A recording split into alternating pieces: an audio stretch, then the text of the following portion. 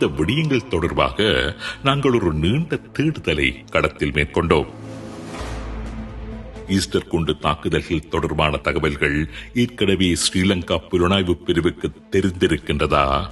அந்த தகவல்கள் வெளியே தெரிய வருவதை ஸ்ரீலங்கா படையக புலனாய்வு பிரிவின் ஒரு பகுதியினர் தடுத்திருந்தார்கள் என்று கூறப்படுவது உண்மையா? எப்படி அவர்கள் சாட்சிகளை அளித்தார்கள்? இந்த விடயங்கள் பற்றி விசாரணைகளை மேற்கொண்ட போது பல அதிர்ச்சிகரமான தகவல்கள் எங்களுக்கு தெரிய வந்தன.